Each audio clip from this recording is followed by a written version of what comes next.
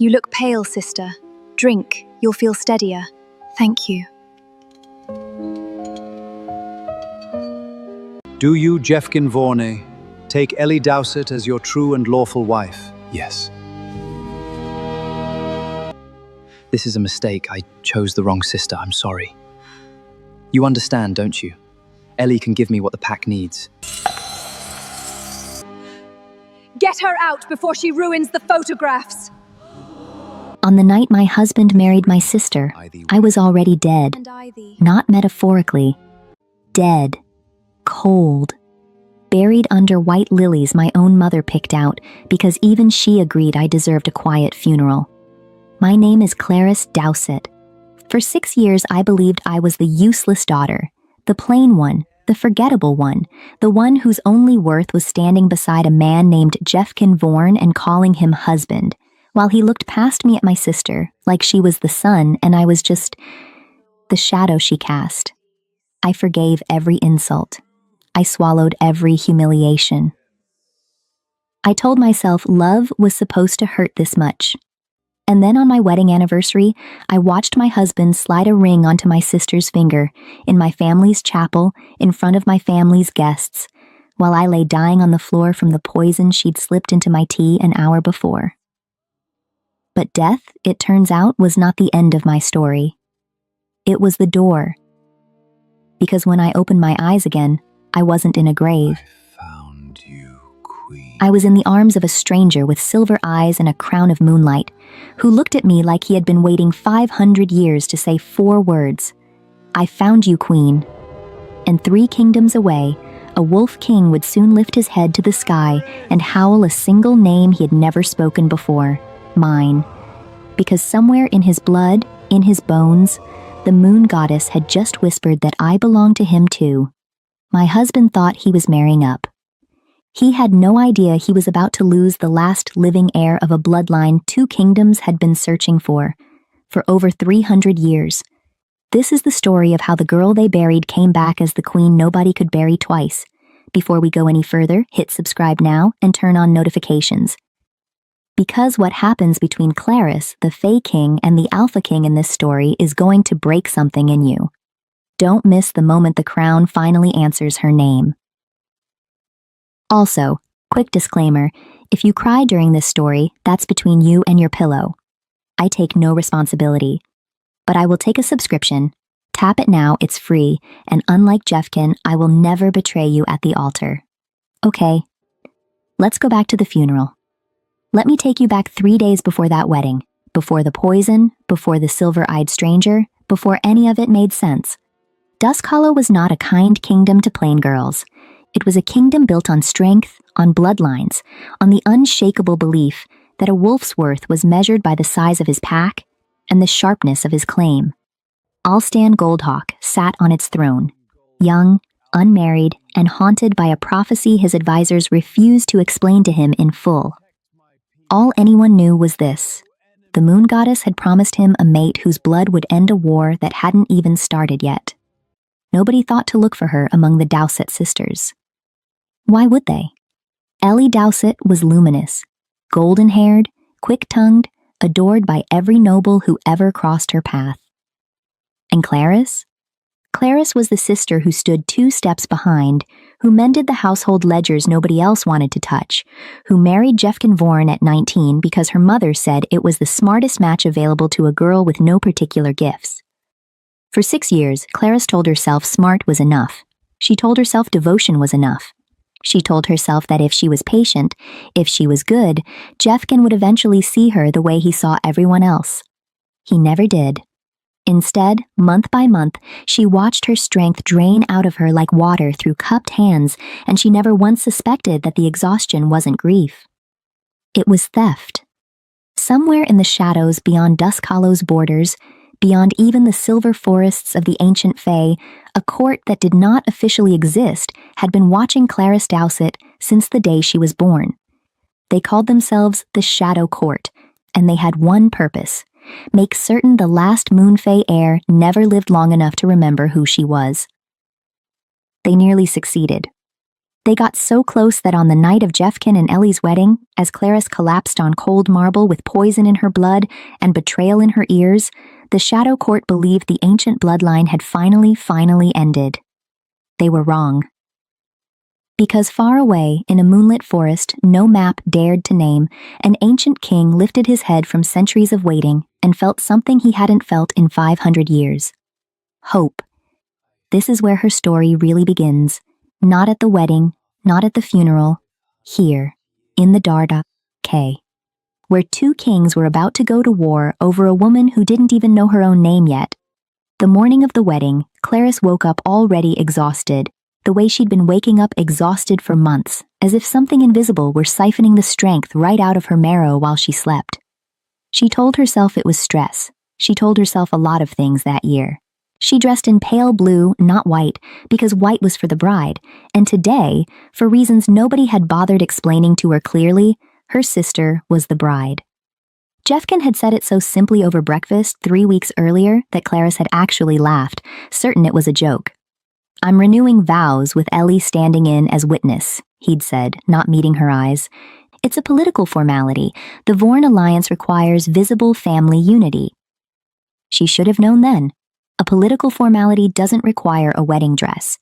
It doesn't require the family chapel decorated with white lilies, her favorite flower, ironically, chosen by her own mother, who apparently thought lilies were a fitting touch for whatever this was supposed to be.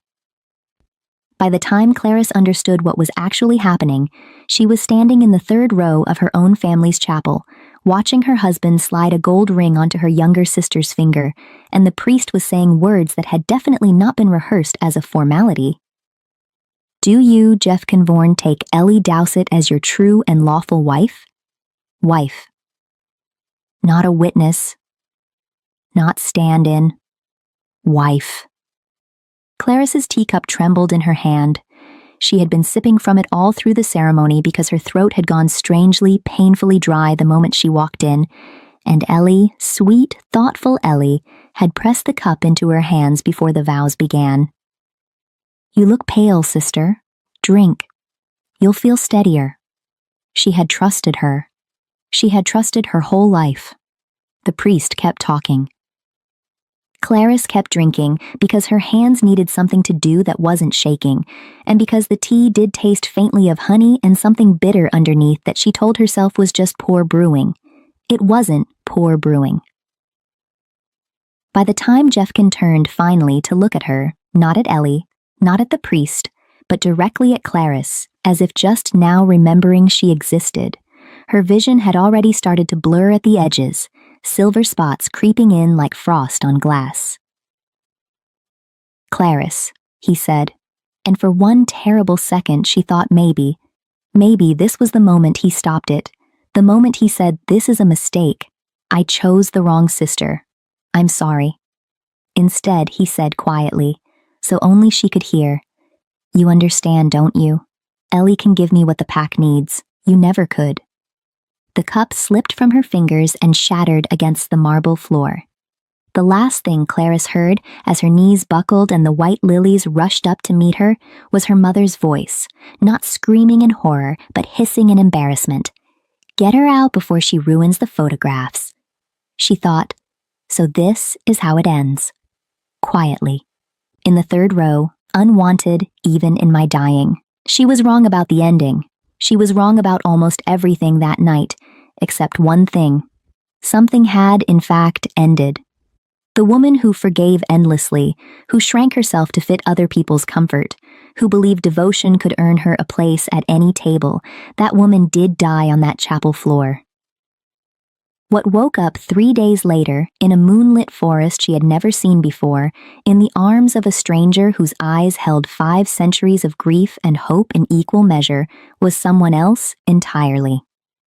Clarice opened her eyes to silver trees stretching impossibly high above her, their leaves glowing faintly like scattered stars caught in branches. The air smelled of night-blooming flowers and something older, parchment and rain and time itself. A man knelt over her, his face carved from moonlight, his silver eyes wide with a disbelief so raw it looked almost like pain. "You're breathing," he whispered, as though he'd forgotten breath was possible for he. You're breathing. Where? Her voice came out cracked, unused, wrong. Where am I? Who are you? He didn't answer the first question. Instead, very slowly, very carefully, as if she were made of something that might shatter at the wrong word, he said, My name is Eldrick Hamelot, and I have been searching for you, Clarice Dowsett, for longer than your kingdom has existed. She should have been afraid. Some part of her, distantly, understood she should be terrified. A strange man, an impossible forest, a name he had no business knowing. But instead, lying there in the silver grass with her pulse slowly steadying beneath her ribs, all she felt was a strange, bone-deep recognition, like waking from one dream into another that somehow felt more real. How do you know my name? She managed. Eldrick's throat moved as he swallowed, and for a creature who looked like he'd stepped out of 500 years of legend, the gesture was almost painfully human. Because I have known it since before you were born, he said. Because your blood is older than my kingdom's oldest secret. And because 300 years ago, I swore an oath to a dying queen that I would find her daughter's daughter's daughter, no matter how long it took me. Clarice stared at him, uncomprehending, her mind still tangled in poison and betrayal and white lilies. I don't understand. I know, Eldrick said gently, and for the first time, something that might have been a smile touched the corner of his mouth, sad and old and achingly relieved. But you will. I promise you, Clarice, you will.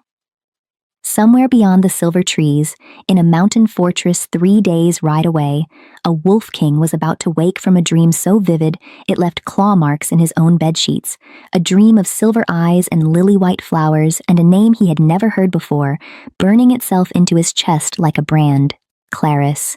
He didn't know it yet, but Alstan Goldhawk had just found his mate, and she had just found her first king. The second one was already on his way. Alstan Goldhawk woke with his claws fully extended and 4 deep gouges torn into the oak headboard of his bed.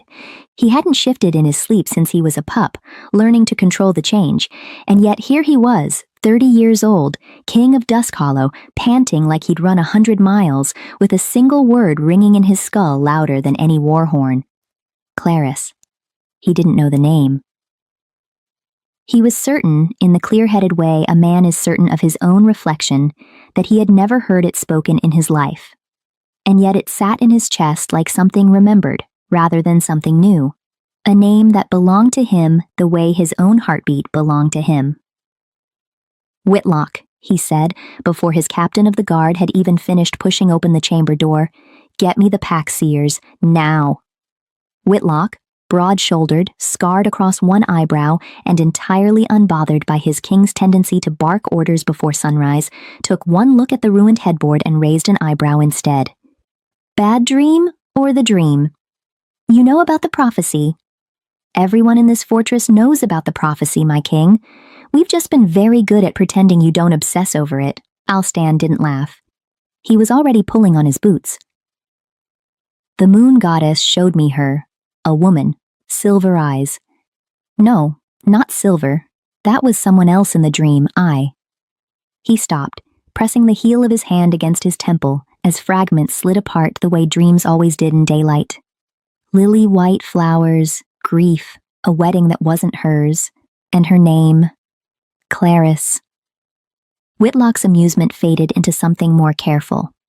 That's oddly specific for a dream. It wasn't a dream. Alstan stood, and something in his posture had changed.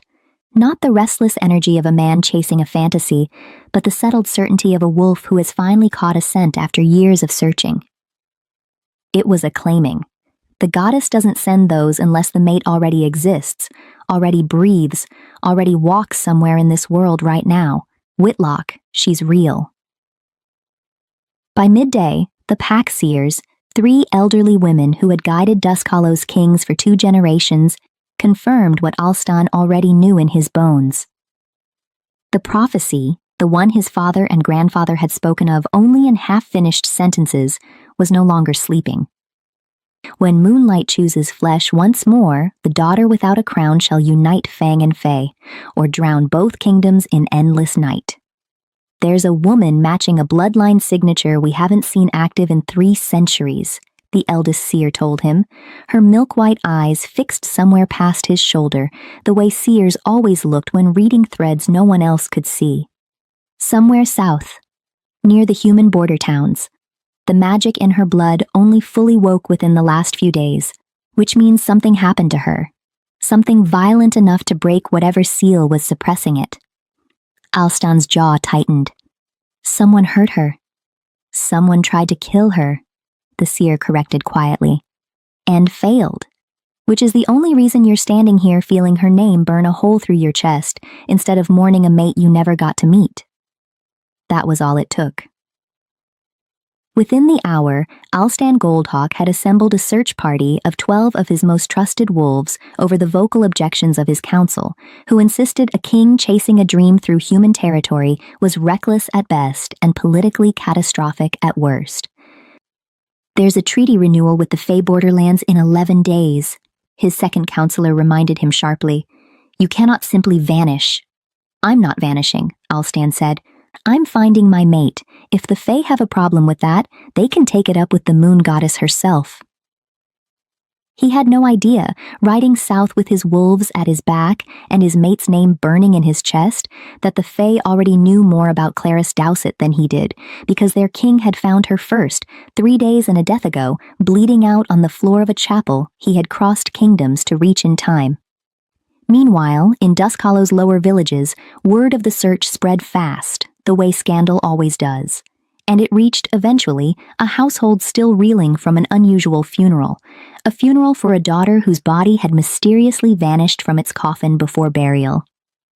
Mira Dowsett, mother of the bride and the deceased, received the news of a king searching for a woman named Clarice with the expression that flickered, for just a moment, into something like panic before she smoothed it back into composure. It's a common enough name, she told the messenger, waving him off with a brittle little laugh. There must be dozens of Clarices in this kingdom. But her hands, when she thought no one was watching, trembled as she poured her tea. Because Mira Dowsett knew something none of her neighbors did, something she had buried along with a truth 20 years old, back when she'd agreed to hide a fugitive infant in exchange for a healer's silence and a small fortune in Fey gold. She had always known Clarice wasn't entirely who she seemed. She had simply never expected the debt to come due. That night, alone in her chamber, Mira Dowsett did something she hadn't allowed herself to do in 20 years. She took out a small, tarnished locket hidden at the bottom of her jewelry chest and opened it to reveal a lock of silver-white hair that had never once, in 2 decades, matched the dark brown of either of her daughter's hair. She had told herself for years it was a keepsake from her own mother. It wasn't. It was the first thing she'd cut from an infant's head the night a dying Fey healer had pressed a bundle into her arms and made her swear, on pain of a curse she still half believed in, never to speak a word of where the child had truly come from. I kept my promise, she whispered to the empty room, as though the healer might still be listening across 20 years and half a kingdom. I kept her safe as long as I knew how. I just never learned how to love her the way she deserved without also protecting her secret. She closed the locket, pressed it to her chest, and did not sleep that night. Not from grief alone, but from the slow, dawning terror of a woman who suspects that keeping a promise and honoring a daughter were never in fact the same obligation, and that she had spent 20 years mistaking one for the other. 2 days south of Dusk Hollow, deep in the silver forest that bordered no kingdom on any human map, Clarice was beginning to understand, slowly, painfully, that her entire life had been built on a foundation of lies so old they'd calcified into truth. "You're saying my mother isn't my mother," she repeated for the 3rd time, sitting across from Eldrick Hamelot at a small stone table draped in moonlight, a cup of untouched tea between them because she had, understandably, developed a deep aversion to accepting drinks from anyone. "Mira Dowsett is not your birth mother. No," Eldrick said carefully. "Your true mother was Queen Iseline of the Moon Fae dynasty. She hid you with a human family the night the Shadow Court destroyed our royal line, believing a human household would be the last place anyone would search for the last heir. The last heir of what, exactly? I fold linens, Eldrick. I balance ledgers. I am, by every account of everyone who has ever met me, spectacularly unremarkable. Something flickered across Eldrick's ancient face, not amusement exactly, but close to it. You are the last living descendant of a bloodline that could once call moonlight down from the sky and speak with the dead beneath it. Unremarkable is not the word I would choose. Clarice opened her mouth to argue further, and stopped, because outside the small stone dwelling, the silver forest had gone suddenly, unnaturally silent. No birds. No wind through the glowing leaves. Just stillness, thick and wrong, pressing in from every direction. Eldrick was on his feet instantly, his entire demeanor shifting from patient teacher to something sharper, older, more dangerous. Stay behind me. What is it? Someone found us faster than I expected. His silver eyes had gone hard as struck flint, fixed on the tree line. The Shadow Court doesn't like it when the things they've buried refuse to stay buried. And somewhere beyond the silver trees, close enough now that even Clarice, new to magic, new to danger, new to everything her life had apparently been hiding from her, could feel it crawling across her skin like ice water. Something old and patient and utterly without mercy was finally, after 300 years, closing in on the last Moonfey heir. The thing that emerged from the tree line was not, to Clarice's confused relief, a monster of claws and shadow the way her racing imagination had conjured. It was a man, pale, elegant, dressed in charcoal robes stitched with symbols that seemed to shift and rearrange themselves if she looked at them too long. He moved like he was strolling through a garden rather than approaching a king and a fugitive queen in hostile territory. Eldrick Hamelot, the man said, his voice pleasant in a way that made the hair on Clarice's arms rise. 300 years, and you're still playing nursemaid to lost causes. Corwin Nettle, Eldrick said, and the name hit something in Clarice's memory. She'd heard it before, hadn't she? A traveling court musician who'd performed at Dusk Hollow gatherings for years, charming and forgettable and utterly beneath suspicion. I should have known the Shadow Court would send their favorite pet. Corwin's smile widened, sharp at the edges. Pet is unkind. I prefer devoted servant, though I suppose devotion is a complicated word for you, isn't it? You've been devoted to a corpse's promise for 3 centuries. His gaze slid to Clarice, cataloging her with an interest that made her feel like prey. So this is her? The great last hope? She looks remarkably unremarkable for someone about to end 2 kingdoms. Get behind me, Eldrick said again, and this time Clarice didn't argue. Oh, come now, no need for theatrics. Corwin spread his hands, all false innocence. I'm not here to kill her. If my masters wanted her dead, she'd already be dead, again, more permanently this time. No, I'm here to deliver a message. His eyes found Clarice's, and his voice dropped into something almost kind, which was somehow worse than open hostility. Ask him what happened to your mother, Clarice, your real mother. Ask him what it cost her to hide you, and ask him why, out of everyone in 3 kingdoms, he's the one who found you, and not by accident. That's enough, Eldrick said, and moonlight seemed to gather around his hands, sharp and cold and dangerous. Is it? Corwin tilted his head. Or does the truth make you nervous, old king? He vanished before Eldrick could answer, not with fire or smoke, but simply folding out of existence the way a shadow disappears when a cloud passes, leaving Clarice standing in the sudden quiet with her heart hammering and 100 new questions crowding out the old ones. What did he mean? She asked. That you found me and it wasn't an accident? Eldrick was quiet for a long moment, the moonlight still humming faintly around his clenched fists as it faded. I felt your bloodline wake 3 days ago, he said finally. The moment the poison should have killed you and didn't, because something in your blood fought back, something older than the poison itself. I felt it the way you'd feel a struck bell across a great distance. I came as fast as I could. That part is true. And the part that isn't? I have been searching for the Moonfey heir for 300 years, Clarice. Not idly, not hopefully. I have had scouts, spies, seers, entire networks dedicated to finding a bloodline everyone else believed extinct. His silver eyes met hers, steady despite the difficulty of what he was admitting.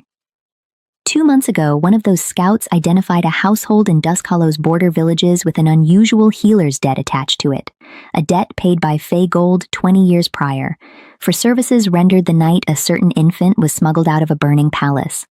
I have known where you likely were for 2 months, Clarice. I chose not to approach until your blood woke on its own, because ancient law forbids revealing a sleeping heir's identity before her power confirms itself. Doing so risks the Shadow Court killing her before she can even defend herself with magic she doesn't yet know she has. Clarice felt something cold settle in her stomach. You knew. For 2 months, you knew I existed, knew what I was, and you let me stay in that house, with a family who wasn't even mine, while my husband humiliated me and my sister poisoned my tea? Yes, Eldrick said, and to his credit, he didn't flinch from it. I have made peace with very little in 300 years of failure, Clarice, but I have never made peace with that decision. I watched from a distance because the law demanded it, and every day I watched, I told myself I was protecting you. Some days, I believed it. Other days, I knew I was simply protecting the prophecy, protecting the last thread of hope my kingdom has left. I am not proud of the difference. The honesty of it, the sheer, unflinching honesty, disarmed something in Clarice more than any comfort could have. She had spent 6 years married to a man who never once told her an uncomfortable truth, who let her build a life on assumptions he knew were false because the lie was easier than the conversation. Eldrick Hamelot, ancient and strange and impossibly patient, had just handed her the ugliest part of his own choices without being asked twice. I need to sit down, she said, and did, right there on the silver grass, her legs finally giving out under the weight of everything. Eldrick knelt beside her, close but not touching, giving her the space she hadn't realized she needed until he offered it. I know this is too much, too fast. A dead mother who isn't dead. A birth mother who is, a bloodline, a prophecy, a war that hasn't started but has already claimed lives on your behalf. I would give almost anything to let you rest before asking you to carry any of it. But I don't get that, do I? No, he admitted. The Shadow Court knows you're awake now. Corwin confirmed it himself, which means we no longer have the luxury of time. As if summoned by the words, the ground beneath them trembled, not violently, but with the low, rolling shudder of something enormous shifting far beneath the Earth's surface. In the distance past the silver tree line, the sky over the mountains flashed once with unnatural blue light. Eldrick was on his feet instantly. That's not the Shadow Court. Then what? Wolves, he said, something complicated crossing his face. Wariness, and beneath it, unmistakably, resignation. A great many wolves moving fast and moving toward us. Clarice's pulse spiked with a fear she didn't fully understand until she remembered, dimly, distantly, like recalling a dream. A mountain kingdom, an Alpha King, a name whispered in half-finished legends about the prophecy Eldrick kept circling and never quite finishing. The Alpha King, she said slowly, he's coming. He is, Eldrick confirmed, and something in his voice, old, careful, faintly bitter, told her this reunion, whatever it was about to become, was going to be far more complicated than a simple rescue. Clarice, he said, turning to face her fully, silver eyes intent. Whatever happens in the next hour, I need you to know something before he arrives, and everything becomes noise and claims and politics. I did not come for you because of prophecy alone. I came because 300 years ago, I made a promise to a dying queen who was also my closest friend, and I have never once regretted keeping it, not for a single day, not even the days it cost me everything. Before Clarice could untangle what, exactly, he meant by that, before she could ask why his voice had gone soft and strange on the word friend, the tree line exploded with motion, and a massive silver-gray wolf the size of a warhorse burst into the clearing, already shifting mid-leap into a man with wild dark hair and eyes that locked onto her face like he'd been drowning his entire life, and had just, finally, found air. Clarice, Alstan Goldhawk breathed, staggering half a step like the sight of her had physically struck him. Goddess above, it's you, you're real. and behind him 11 wolves and Whitlock skidded to a halt at the edge of the clearing, staring between their king, the ancient Fey ruler standing protectively beside a stranger, and the stranger herself, who looked for all the world like a woman about to become the single most contested prize in a war 300 years in the making. For a long suspended moment, nobody moved. Alstan stood frozen at the edge of the clearing, chest heaving from the run, dark eyes fixed on Clarice with an intensity that made her feel simultaneously seen and utterly exposed, as though he were reading every private grief she'd ever buried just by looking at her face. Behind him, his wolves shifted uneasily, sensing, the way wolves always sensed things before their king said them aloud, that they had stumbled into something far more delicate than a simple search and rescue. "You know her?" Whitlock asked carefully, breaking the silence, his hand resting near his blade without quite drawing it, an old habit around Fey royalty that years of tenuous peace hadn't fully erased. "I've never met her in my life," Alstan said, not taking his eyes off Clarice, "and I would know her anywhere." Eldric's jaw tightened almost imperceptibly. Alstan Goldhawk, "I wondered how long it would take the moon goddess to whisper her name into your dreams too. You knew about me?" Alstan's attention finally shifted, sharp and assessing, to the Fey king beside her. "You've known she was the prophecy's heir, and you didn't send word to Duskhollow? Ancient law. Spare me your ancient law, Hamelot. A woman almost died 3 days ago while you debated the fine print of a treaty older than my grandfather's grandfather." Alstan took a step forward, and though his voice stayed level, something dangerous moved beneath it, the low growl of a king unused to being denied. "She's my mate. The goddess confirmed it in a dream so vivid it tore my own bedsheets to ribbons. I don't need ancient law to tell me what my blood already knows, and I don't need a dream to tell me what her blood knows," Eldric replied, quiet and immovable as stone. "She is the last queen of the Moon Fey dynasty by right of birth, not by right of a mate bond that conveniently appeared the same week her power woke. She belongs to a throne that predates your kingdom's founding stories, Alpha King. Forgive me if I don't yield her to a wolf's dream." "Would both of you stop?" Clarice said, and the sheer exhaustion in her voice cut through the mounting tension like a blade. Both kings turned to her, and for one absurd second, she almost laughed at the sight of 2 of the most powerful men in 3 kingdoms falling instantly silent because a poisoned, grieving, thoroughly overwhelmed human. No, not human, she reminded herself, still trying to adjust to that fact, had told them to. "I died 4 days ago," she said, voice shaking now, all the fear and grief and fury of the last week finally cresting at once. "I watched my husband marry my sister while I was dying on the floor from poison she put in my tea. I woke up in a forest with a king telling me my whole life was a lie, built to protect a bloodline I didn't know I had. And now there are 2 of you, both apparently convinced I belong to you, and neither of you has asked me a single question about what I want in the middle of deciding my entire future for me." She looked between them, chest heaving. "I am so tired of men deciding what I'm worth without asking me first." The silence that followed was different this time, not tense but stricken, both kings visibly recalibrating. Alstan was the first to break it, and to Clarice's surprise, he knelt. Not dramatically, not for show, but simply lowering himself to her eye level, the massive weight of a king's presence folding down into something smaller and far more human. "You're right," he said. "I'm sorry. I've spent my whole life being told the goddess doesn't make mistakes, and the moment I felt your name in my chest, I stopped thinking of you as a person and started thinking of you as an answer to a prophecy I've been drowning under since I was 17. That's not fair to you. I don't actually know you at all." Eldric, after a beat, mirrored the gesture, though something in the careful economy of his movement suggested it cost him differently, 3 centuries of formal Fey etiquette bending, just slightly, for her. "I have made the same error in a different shape. I have called you the heir more than I have called you by your name since the moment I found you. Forgive me, you are Clarice. Whatever else you become, that comes first."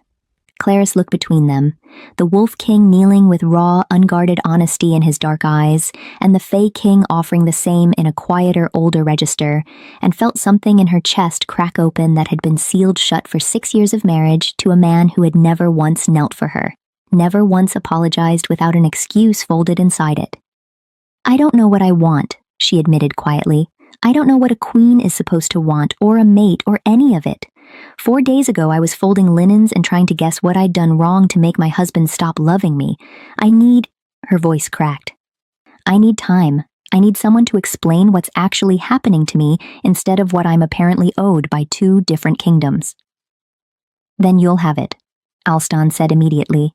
And Eldrick, after a moment, nodded in agreement, a rare accord between 2 men who, moments earlier, had looked ready to go to war in a forest clearing. It was Whitlock who broke the fragile peace, striding forward with the brisk efficiency of a soldier who'd rather solve a problem than dwell in a feeling.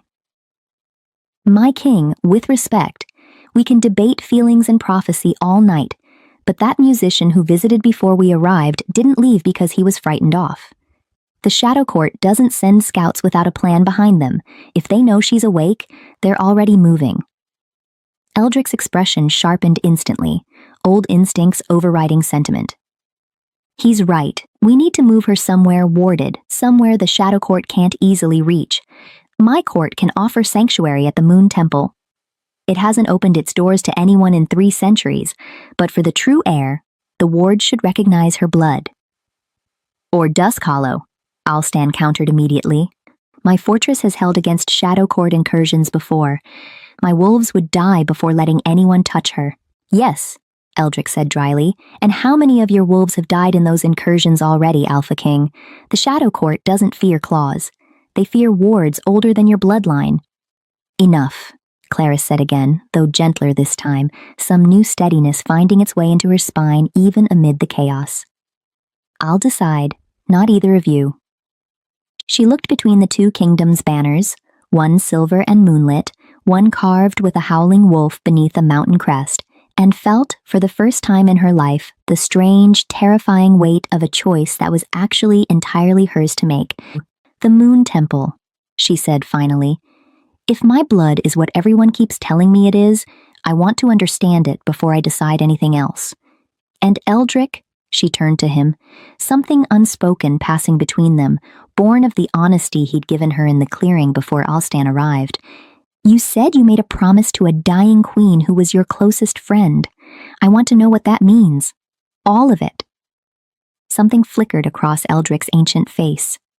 Grief, old and deep and carefully guarded.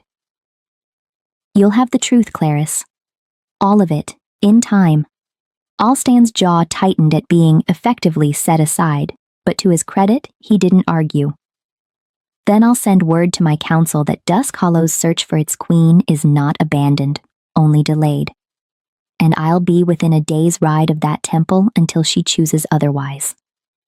His eyes found Clarisse's again, softer now. "I'm not going anywhere, Clarisse, not until you tell me to." As the group began preparations to move, Whitlock fell into step beside his king, voice pitched low. "You're really going to let the Fae take her to their temple?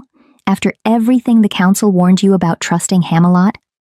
Alston's gaze stayed fixed on Clarisse's retreating back as she walked beside Eldrick toward the tree line, something complicated and raw in his expression. "She asked for the truth about her bloodline. I can't give her that." "He can. If I truly want her to choose me, I have to be strong enough to let her walk toward someone else first." Neither of them noticed the faint shimmer at the clearing's edge. A single silver-gray moth, wings patterned with symbols that shifted if you looked too long, watching the entire exchange before dissolving silently into the darkening tree line to carry word back to a court that did not officially exist. The Shadow Court now knew exactly where its enemy was headed. The Moon Temple did not look the way Clarisse expected a place of ancient power to look. She'd imagined towering spires, gold and marble, the kind of grandeur her sister would have swooned over. Instead, as their small procession crested the final silver ridge 2 days later, she found a structure that seemed to have grown from the forest rather than been built upon it. pale stone woven through with living silver vines, moonflowers blooming in defiance of the daylight, and a silence so profound it felt less like an absence of sound and more like the temple itself was listening. "It's been sealed since the massacre," Eldrick said quietly beside her, his voice unusually subdued. "No Fae has crossed this threshold in 300 years, not because we were forbidden, because none of us could bear to." "You were there," Clarice said, watching his profile carefully. "When it happened. To my mother. I was there," he confirmed. "I arrived too late to stop it and just in time to watch her die protecting the one thing that mattered more to her than her own life." His eyes, when they met Clarice's, were old with a grief that had clearly never fully healed. "You looked exactly like her, you know. The moment I found you dying on that chapel floor, I thought for one impossible, terrible second that the goddess had turned back time and I had failed Isolene twice." Clarice didn't know what to say to that, so she said nothing, letting the weight of it settle between them as they approached the temple steps. The doors, massive slabs of pale stone etched with symbols that pulsed faintly like a heartbeat carved in rock, did not move at first when Eldrick approached, his palm pressed flat against the ancient wards. "They don't recognize me," he said unsurprised. "They were never meant to. Try, Clarice. Walk to the doors." She hesitated, glancing back at the small group behind her, Whitlock and two of Alstan's wolves who'd insisted on escort despite Alstan's own reluctant absence, keeping his promised distance a day's ride away, before stepping forward alone. The moment her palm touched the stone, the entire temple seemed to inhale. Light bloomed beneath her fingers, tracing up through the ancient symbols like veins filling with liquid moonlight, spreading across the doors, up the walls, through the silver vines wrapped around every column, until the whole structure hummed with a low, resonant note that Clarice felt more in her bones than heard with her ears. Slowly, with a groan of stone that hadn't moved in 3 centuries, the doors swung open. Behind her, she heard Whitlock mutter something that sounded distinctly like a prayer. "Layer by layer," Eldrick murmured, watching her with something between awe and heartbreak. "Your blood keeps proving itself to a world that spent 300 years insisting it had died with your mother." Inside, the temple was cavernous and impossibly beautiful. Vaulted ceilings open to the night sky, moonlight pooling on a floor engraved with the entire history of the Moon Fae dynasty in silver relief. Clarice walked slowly through the space, tracing carvings of queens and coronations, wars and treaties, a lineage stretching back further than she could comprehend, all of it leading impossibly, unbelievably, to her. At the center of the temple stood a raised dais, and upon it a single silver crown resting in a shallow pool of still water, untouched by 3 centuries of dust. "Don't," Eldrick said quickly as she drifted toward it. "Not yet. The crown will know if you're not ready, and an unready claim can wound as much as it can crown. There is a ritual first, the awakening. It will show you your mother's final memories. It is not gentle, Clarice. I need you to understand that before we begin." "I need to know," she said simply. "I've spent my whole life not knowing things about myself that everyone else seemed to understand instinctively. I'm done being the last person to learn the truth about my own life." Eldrick studied her for a long moment, something like pride flickering behind the grief in his ancient eyes. "You sound like her already." The ritual, when it began, was unlike anything Clarice could have prepared for. Eldrick guided her to kneel before the still water beneath the crown, instructing her to let her tears, actual tears, drawn not by performance but by genuine grief, fall into the pool. She thought of her mother, the woman she'd believed was her mother her whole life, and the strange, tangled grief of losing a truth she'd never actually possessed. She thought of Jeffkin's voice saying, "Ellie can give me what the pack needs, you never could." She thought, unexpectedly, of the 6-year-old girl she'd once been, already learning to make herself smaller so no one would notice she took up space. The tears fell. The water rippled. And the memory took her under like a wave. She was standing. No, she was someone else, seeing through eyes that weren't hers, in a palace of silver and moonlight, the same one she now knelt in, except whole, alive, filled with music and laughter that echoed off walls not yet cracked by violence. A woman with Claris's exact eyes cradled an infant against her chest, murmuring something in a language Claris somehow understood despite never having learned it. "You will be safe, little moon. Whatever it costs me, you will be safe." The vision shifted, violent and sudden. Fire, screaming, the temple doors slamming shut against something dark and vast pressing at the wards from outside.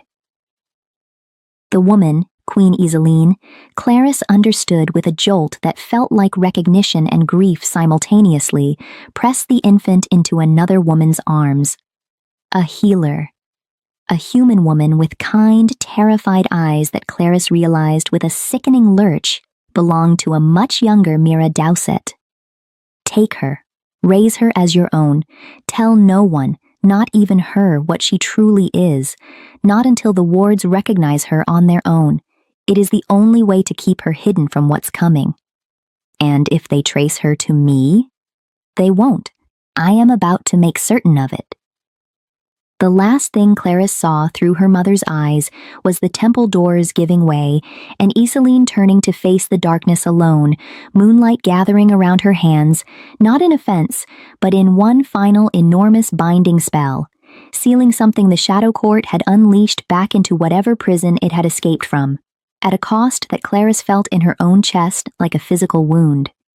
Her mother's life, spent entirely to buy her daughter 300 years of hidden safety. Claris gasped back into her own body, tears streaming freely now, her whole frame shaking as Eldrick caught her before she could collapse fully to the temple floor. She didn't die protecting a bloodline, Claris choked out. She died protecting me, specifically me. Not the prophecy. Not the crown. Me. Yes, Eldrick said softly, holding her steady. That is the part the legends always forget to mention. Iseline was many things, a queen, a warrior, the last hope of a dying dynasty. But in the moment that mattered most, she was simply a mother who loved her daughter more than she loved her own life. You come from that, Claris. Whatever else this crown asks of you, you come from that first. Above them, the crown in its shallow pool began, very slowly, to glow. But outside the temple, beyond the newly opened doors, a chorus of unnatural silence was spreading through the forest once more, the same wrongness that had preceded Corwin Nettle's appearance days earlier, except larger now, closer, hungrier. Before the darkness fully announced itself, there had been one quiet hour of peace, an hour Claris would return to often in memory, long after the battle that followed had faded into history. In the temple's outer archive, dust thick with disuse, she had met Grisha, the Elder Fae councilwoman who had traveled 3 days from the borderlands the moment word reached her that the temple doors had opened. Grisha was ancient even by Fae standards, her silver hair braided with dried moonflowers that had somehow never wilted, and she'd gone very still and very pale the instant Claris stepped into the archive's lamplight. "Your eyes," Grisha had whispered, one trembling hand rising toward Claris's face before catching itself and dropping back to her side, decades of formal restraint warring visibly with something far more raw. "I served your mother from the time she was younger than you are now. I would know those eyes anywhere. I have known them anywhere, in fact, for 2 months, ever since a scout's description reached the Border Council. I said nothing. I told myself it was caution. Some nights I fear it was simply cowardice dressed up as wisdom." "Why didn't you speak?" Claris had asked, more curious than accusing. "Because the last time I trusted that a Moonfae heir was truly safe, I watched her mother die within the week," Grisha said, voice cracking on the admission. "I have spent 300 years terrified of being the reason another queen doesn't survive her own bloodline. Silence felt safer than hope. I see now that it cost you time you didn't have to spend blind." She'd knelt then, slowly, joints protesting decades she wore invisibly. "I failed your mother's memory by staying quiet. I will not fail her daughter the same way twice. Whatever the archive holds that can help you, It is yours. All of it. It was Grisha, in fact, who had first shown Clarice the shelf of half-translated prophecy fragments Almond would later spend weeks decoding in full, a small, unglamorous kindness that would matter enormously in the weeks to come, though neither woman knew it yet, standing together in lamplight that flickered once as something vast and patient finally began closing the distance outside. Whitlock, standing guard at the temple entrance, drew his blade slowly as the tree line beyond the silver ridge began, impossibly, to darken, not with shadow, but with the absence of moonlight itself, as though something vast and ancient was drinking the light directly from the sky. "Eldrick," he called, voice tight. "You'll want to see this." The Shadow Court had found them. Her mother's final moments. Her real name. And now the Shadow Court, standing at the door. Subscribe now, because the next phase is where this story stops being a rescue and starts being a war. What emerged from the darkened tree line was not Corwin Nettle this time, and it was not a single scout sent to deliver a message. It was an army of shadow-wrought soldiers, faceless beneath hoods of woven darkness, moving in eerie, silent unison, and at their head walked a woman Clarice had never seen, but somehow recognized instantly from her mother's final memory, the source of the wrongness that had torn through the temple 300 years ago. "Grand Magistrate Almyra," Eldrick said, and his voice, usually so measured, carried an edge of genuine dread. "I'd hoped you'd finally died of your own bitterness. Eldrick Hamelot." The woman's voice slid through the temple courtyard like oil over water, smooth and utterly without warmth. 300 years, and you're still playing the loyal knight for a dead queen's ghost. How tediously romantic. Her gaze slid past him to Clarice, and something predatory sharpened in her expression. And there she is, the little moon who refused to stay hidden. You have your mother's stubbornness, girl. It cost her everything. I do hope you're smarter than she was.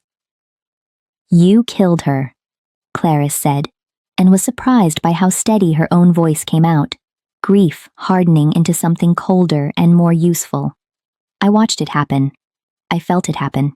I ended her," Almyra corrected, almost gently, as though the distinction mattered to her. "There's a difference. Iselene chose her death. In the end, chose it rather cleverly, honestly, sealing away a weapon I'd spent decades cultivating instead of simply dying quietly like a sensible queen. I've spent 3 centuries waiting for that seal to weaken enough to try again. And do you know what I discovered, little moon, when I finally traced your bloodline to a quiet human household in Dusk Hollow?" Her smile turned razor thin. "The seal weakens with every year you live. Your mother didn't save you, Clarice. She simply delayed the inevitable and left you to inherit her unfinished war." "That's not true," Eldrick said sharply, stepping between Clarice and the magistrate with the fluid speed of a man far more dangerous than his scholarly bearing suggested. "Iselene's binding was absolute. It required a queen's full sacrifice. Which is precisely why," Almyra interrupted, almost bored, "I intend to make certain her daughter provides a second one. Full circle, don't you think? Rather poetic." The shadow soldiers surged forward without further preamble, and the temple courtyard erupted into chaos. Whitlock and Alstan's 2 wolves met the first wave head-on, blades and claws flashing silver in the moonlight, while Eldrick raised both hands, and the very air around him began to shimmer and crackle with ancient fey power, moonlight gathering into blades of pure light that scattered the shadow soldiers like smoke wherever they struck true.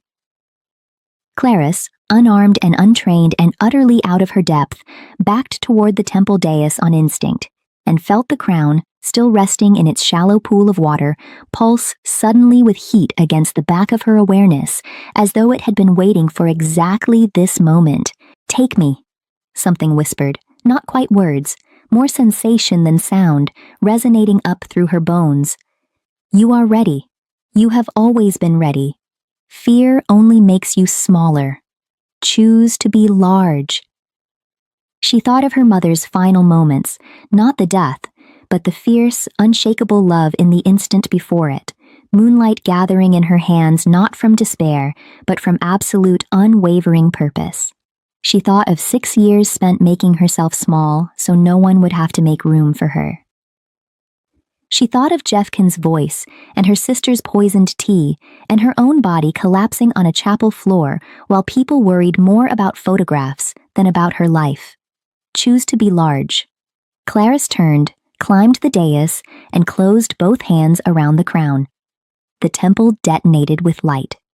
It wasn't violent, not exactly, Kay, more a vast, resonant unfurling, as though the entire structure had been holding its breath for 300 years, and had finally, in this single instant, been given permission to exhale.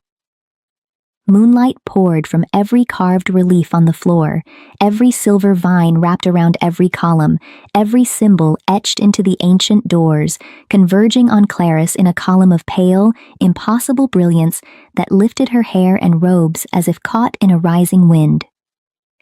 When it faded, she stood transformed, not physically, not dramatically, but fundamentally, power humming beneath her skin like a second heartbeat finally synchronized with the first. The crown sat, weightless and warm, upon her brow. Almira's expression, for the first time, cracked into something like alarm. That's not possible. The full awakening requires years of preparation, generations of ritual. Or, Clarice said, and her voice carried now, resonant with something ancient and entirely her own, it requires a woman who has finally stopped apologizing for existing.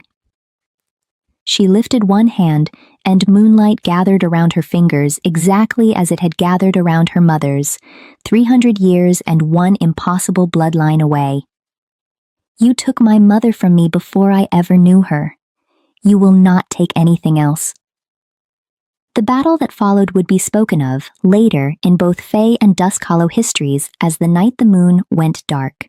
Not because the moon disappeared, but because for one terrible, glorious hour, every scrap of moonlight in a 100-mile radius bent to a single will, tearing through Almira's shadow soldiers like sunlight through fog. Eldrick fought at her side, his ancient power finally matched by something equally old and infinitely more furious. Whitlock and the wolves held the temple's flank, buying time with blood and steel. And into the chaos, exactly as the temple's beacon of light became visible even from a day's ride away, a massive silver-gray wolf tore through the tree line at a dead sprint. Alstan Goldhawk's promise to keep his distance shattering the instant he felt, through whatever bond connected them now, a wave of raw terror and fury that could only mean his mate was in danger. He arrived in time to see Almira, cornered and desperate, abandon the battle entirely and lunge not at Clarice, but at Eldrick, striking a blow meant to kill the one person who had protected the Moonfae bloodline for 300 years. A final act of spite before her forces collapsed entirely. Clarice didn't think. She simply moved, moonlight surging ahead of her like an extension of her own will, and the blow that should have ended Eldrick Hamelot's 3 centuries of quiet devotion struck a shield of pure silver light instead, shattering against it with a sound like breaking glass.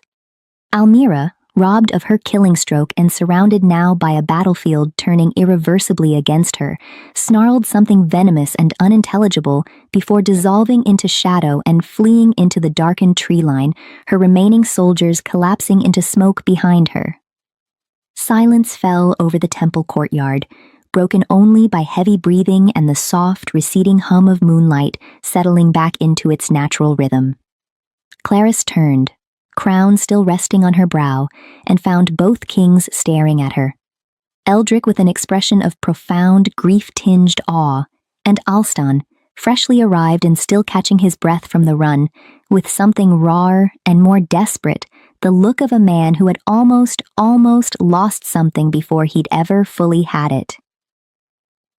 "You're the Moonfae Queen," Alstan said quietly, wonderingly, as though saying it aloud made it finally, fully real.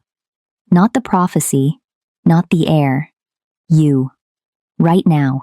Standing here. "Yes," Clarice said, and for the first time since a poisoned teacup shattered against chapel marble, she didn't feel small at all. I am. Word travels strangely between kingdoms, slower than truth deserves, faster than lies can survive. By the time Clarys, flanked by both an Alpha King and a Fae King in a display of unified political weight that made every noble house in 3 kingdoms sit up and take notice, arrived at the gates of her childhood home in Dusk Hollow's lower villages, the story of her survival had already outpaced her, twisted and reshaped by a dozen retellings into something almost unrecognizable. Mira Dowsett opened her door to find her dead daughter standing on the threshold wearing a silver circlet that hummed faintly with power and promptly turned the color of old parchment. "Clarys," she managed, voice thin. "You're alive," Clarys finished for her, and found, standing there, that the anger she'd expected to feel had cooled into something quieter and more devastating. Clarity. Yes. No thanks to the household that raised me on lies for 20 years. "I can explain." "You don't have to," Clarys said. "I already know. I watched it happen. My birth mother placing me in your arms, the debt you were paid, the silence you kept even from me." She watched Mira flinch at the specificity of it, all pretense of ignorance collapsing. "What I want to know is whether any of it, 20 years of a mother's love or the lack of it, was real, or whether I was simply an investment you managed until the return came due." Mira's composure cracked entirely then, tears spilling over as 20 years of careful denial finally gave way. "I loved you," she whispered. "That part was never a lie, Clarys, whatever else you believe. I loved you, and I was terrified every single day that loving you would get you killed, and somewhere in that fear I let myself treat you like something fragile to be managed instead of a daughter to be cherished." Ellie was easy to love loudly. You were the daughter I loved by trying to keep you invisible. I see now how much that cost you. I am sorry. It will never be enough. But I am sorry." It wasn't the reconciliation Clarys might have wanted in an easier world, but it was honest, and after a lifetime of careful, comfortable lies, honest was worth more to her now than almost anything else. The confrontation with Jeffkin and Ellie, when it came 2 days later at a hastily convened gathering of Dusk Hollow's noble houses, eager for a glimpse of the resurrected woman now flanked by 2 kings, was considerably less tender. Jeffkin Vorn, to his credit, or perhaps simply his cowardice, went pale the moment Clarys entered the hall, the political calculations behind his eyes visibly scrambling to reconcile discarded wife with Moon Fae Queen claimed by both a Fae King and an Alpha King. Ellie, beside him, looked somewhere between terrified and disturbingly resentful, as though her sister's survival were a personal inconvenience rather than a miracle. "Clarys," Jeffkin began, already reaching for the practiced warmth he'd once used so effectively to make her feel chosen, "I'm so relieved you're—" "Don't," Clarys said simply, and the single word carried enough quiet authority that the entire hall fell silent around it. "You told me, as I was dying on our chapel floor, that I could never give you what the pack needed. You were half right. I couldn't give you what you needed, because what you needed was a woman small enough to make you feel large by comparison. I'm not that woman anymore, Jeffkin. I'm not sure I ever should have been." She turned to her sister next, and here, something more complicated passed across her face. Not forgiveness, not yet, but something adjacent to understanding. "Grisha told me something once, about the Elder Council recognizing my mother's eyes in mine and staying silent out of fear," Clarys said. "I wonder if that's what you did too, in your own way. Watched me being erased my whole life, and instead of speaking up, decided it was safer to simply take what was left over." Ellie's composure finally shattered, tears spilling as years of buried insecurity came pouring out in a rush she couldn't seem to stop. "I spent my whole life being told I was the pretty one, the charming one, the one everyone wanted, and somehow that never once made me feel like enough, because you were always the one people trusted, the one people relied on, the one who mattered when things actually got hard. I thought if I took your life, I'd finally feel like I deserved my own. I was wrong. I've never felt smaller than I have since that wedding. It wasn't an excuse. Clarice didn't offer her one. But she recognized, uncomfortably, the shape of her sister's insecurity. A mirror image of her own, wearing a different face. I'm not going to pretend that makes what you did to me acceptable, she said quietly. You poisoned me, Ellie. You watched me collapse and worried about photographs. That's not something I can simply forgive because I understand where it came from. She paused. But I don't want to spend whatever life I have left as queen carrying hatred for you the way I once carried the need for your approval. So I'm not going to curse you or imprison you, or do any of the things I suspect this hall expects a wronged queen to do. I'm simply going to walk away. You can spend the rest of your life figuring out what you actually deserve without me standing there to compare yourself against. She turned and left the hall, both kings falling into step behind her, and the silence she left in her wake said more than any curse could have. Later that night, standing on a balcony overlooking Dusk Hollow's mountain vista with Alston on one side and Eldrick a careful distance away, giving them privacy that had become an oddly natural rhythm between the three of them over the past weeks, Clarice finally allowed herself to feel the full weight of everything, grief and fury and something that, surprisingly, felt almost like relief. You didn't curse them, Alston said quietly. Half my council would have. I might have, in your position. I thought about it, Clarice admitted. But I've spent my whole life being defined by other people's smallness. Jeffkin's need to feel important, Ellie's need to feel chosen, my mother's fear disguised as caution. I don't want my reign to start the same way, defined by what I do to punish the people who made me small. I'd rather it start with what I choose to build instead. Alston was quiet for a moment, watching her with an expression she was still learning to read, something that had shifted over the weeks of watching her navigate grief and power and betrayal with unflinching honesty, from desperate claiming into something steadier and infinitely more patient. The goddess told me you'd unite 2 kingdoms, he said finally. I always assumed that meant a marriage, an alliance, something political and formal. Watching you tonight, I think it might mean something simple. I think it might just mean you refusing to let this war make you as small as it's tried to make everyone else. From a respectful distance, Eldrick watched the exchange with an expression carefully schooled into neutrality, though the tightness around his ancient eyes suggested the sight of his wolf counterpart standing close and easy beside Clarice cost him something he wasn't yet ready to name aloud. Because far beneath Dusk Hollow's mountains, in a cavern that had not seen daylight in 300 years, Grand Magistrate Almyra knelt before something vast and chained and ancient. The very weapon Iseline had sacrificed her life to seal away, and began, with grim determination, the long and terrible work of breaking that seal for good. The battle at the temple had cost her an army and a decade of careful planning. It had not cost her the war. The seal Iseline had spent her life building did not break quietly. 3 weeks after the battle at the Moon Temple, as Clarice settled into the strange dual rhythm of learning statecraft from Eldrick's ancient counselors by day and training to control her own newly awakened power with Alstan's pack-seers by night, the mountains beneath Dusk Hollow began to shake with a violence that had nothing to do with ordinary geology.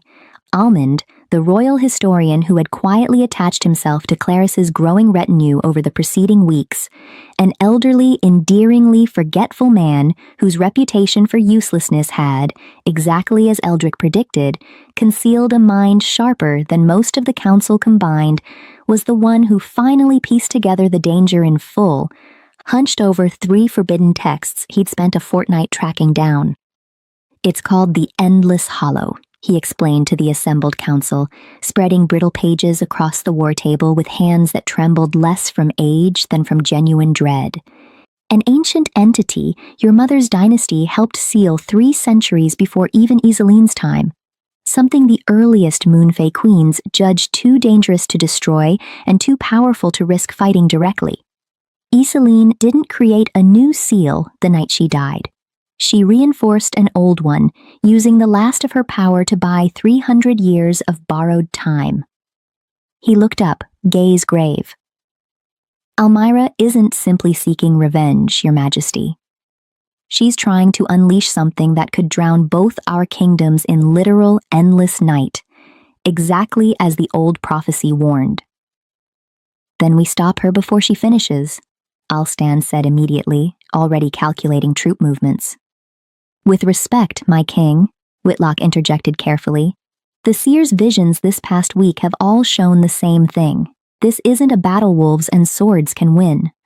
Whatever's chained down there, it responds to Moonfey power specifically, which means it's mine to face, Clarice finished quietly.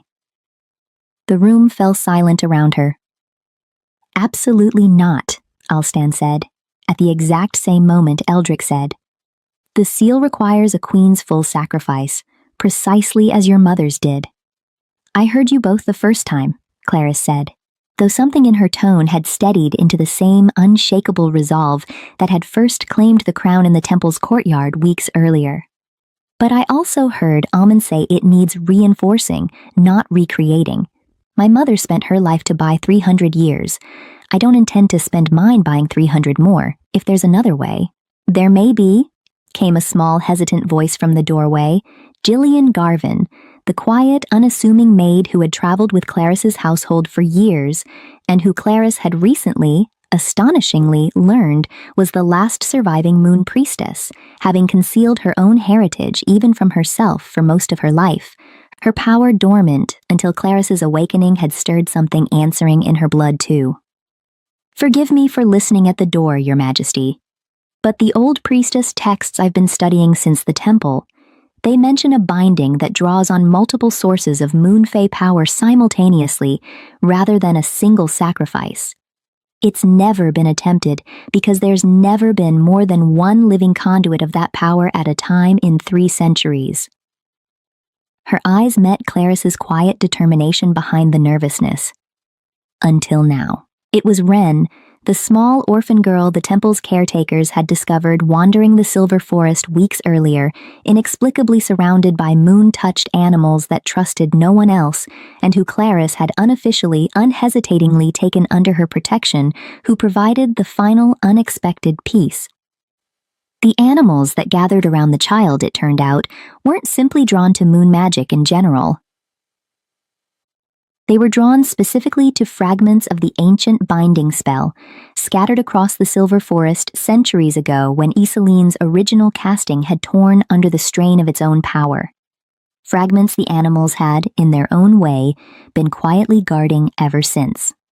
3 days of frantic preparation later, gathering scattered binding fragments with Wren's uncanny guidance, Jillian training feverishly to activate a priestess role she'd never known she carried, Almond translating rituals from texts older than most kingdoms, and both kings marshalling their combined forces to hold the mountain's entrance against Almyra's remaining shadow soldiers, Clarice descended into the caverns beneath Dusk Hollow to face the Endless Hollow directly, Jillian at her side, moonlight and ancient priestess power humming between them like 2 halves of a single restored whole. The cavern, when they reached it, was a wound in the world itself, a vast churning absence of light that seemed to swallow even the torches they carried. And at its center, chained by fraying threads of 300-year-old moonlight, something vast and formless writhed with a hunger that had no name. Almyra stood before it, arms raised, mid-incantation, and turned with a snarl of fury as Clarice and Jillian emerged from the tunnel. You're too late. The final chain breaks with the next moonrise, and there's nothing your borrowed priestess or your half-formed power can do to stop. You've spent 300 years trying to break something my mother built with love, Clarice said, stepping forward, moonlight gathering not just around her hands now, but around Jillian's beside her, 2 conduits singing in perfect, reinforcing harmony. You've spent that entire time convinced that hatred is stronger than what she sacrificed for me. I think it's time someone proved you wrong. What followed was not, in the end, primarily a battle of force, Though force was certainly involved, moonlight and shadow clashing in the cavern's dark with enough violence to shake the mountain above. It was, at its core, a binding. Clarisse and Gillian weaving reinforcing threads through Isoline's original spell, drawing not on desperate sacrifice, but on something the ancient magic had apparently been waiting 3 centuries to recognize: 2 living wills, freely given, choosing partnership over the crushing weight of solitary duty. Almira fought until the last thread snapped taut around the writhing dark, sealing it. This time, Almond would later confirm through weeks of careful study, not for 300 years, but permanently, the binding finally, fully complete, in a way Isoline's rushed, dying casting had never achieved. Cornered, her decades of scheming finally, irrevocably unraveled, the Grand Magistrate made one final desperate lunge toward Clarisse, and was met not by Clarisse's power at all, but by Eldric, who had broken through the mountain's defenses at the critical moment, ancient blade finding its mark with the quiet, devastating precision of a man who had waited 300 years for exactly this reckoning. Almira's fall, when it came, was almost anticlimactic after 3 centuries of dread, a final, furious curse dissolving into shadow and silence, the Shadow Court's decades-long conspiracy collapsing in on itself now that its architect was gone. The mountain above them went finally, blessedly still. In the weeks that followed, as Dusk Hollow and the Fey borderlands began the long, complicated work of formal alliance, an alliance built not on conquest or convenient prophecy, but on a shared queen who had, through blood and grief and hard-won choice, become the bridge between them. Clarisse found herself for the first time in her life genuinely unsure what came next. Not because the future felt uncertain, but because for the first time it felt entirely, thrillingly her own to shape. She did not choose between her 2 kings that season, and to their considerable credit, neither Alstan nor Eldric pushed her to. What grew instead, slowly, over shared councils and quiet evenings and the strange particular intimacy of having both nearly lost her more than once, was something none of the old prophecies had quite predicted. Not a rivalry resolved by a single winner, but a fragile, deliberate trust between 3 people who had all in their own ways learned the cost of loving someone enough to let them choose. The prophecy said I'd unite Fang and Faye. Clarisse told them both, one quiet evening on the same balcony where Alstan had once told her the goddess might have meant something simpler than marriage. I used to think that meant choosing one of you. I don't think that anymore. I think it meant refusing to let anyone, the Shadow Court, my family, either of you, decide my worth by which crown I finally agreed to wear.